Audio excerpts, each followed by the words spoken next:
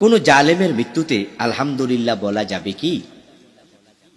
মুসিবতে ইন্নালিল্লাহ পড়ে। আল্লাহ তাআলা কুরআন মাজিদে বলেন, ইযা আসাবাতহুম মুসিবাতুন ক্বালু ইন্না লিল্লাহ। যখন মানুষকে মুসিবতে স্পর্শ করে মানুষ ইন্নালিল্লাহ পড়ে। এখন যে লোকটা মরে গেছে সে যদি মুসিবত না হয়, বিপদ না হয়, বরং সে নিজে ছিল বিপদ, ও চলে গেছে মানুষ খুশি, তাহলে ইন্নালিল্লাহ পড়া জরুরি নয়।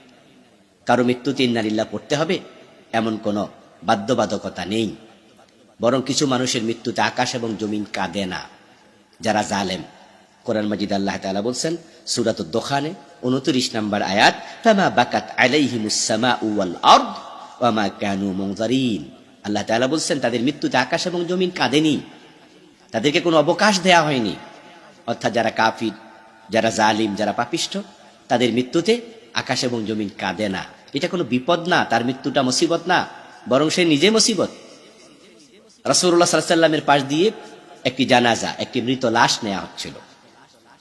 আন্না রাসূলুল্লাহ সাল্লাল্লাহু আলাইহি ওয়াসাল্লাম মাররা আলাইহি জানাজাতুন ফাকালা মুস্তারিহ ওয়া মুস্তারাহ।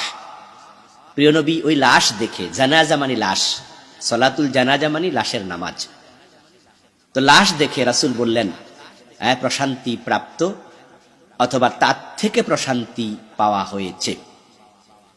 তো সাহাবারা জিজ্ঞাসা করলেন, ইয়া রাসূলুল্লাহ বুঝলাম না।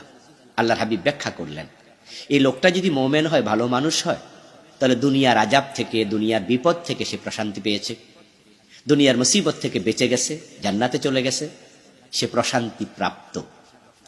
আর যদি সে নিজেই হয় মুসিবত, মানুষের ক্ষতি করছে, জুলুম করছে, তার থেকে আল্লাহর বান্দারা, আল্লাহর মাখলুকরা প্রশান্তি পেয়েছে।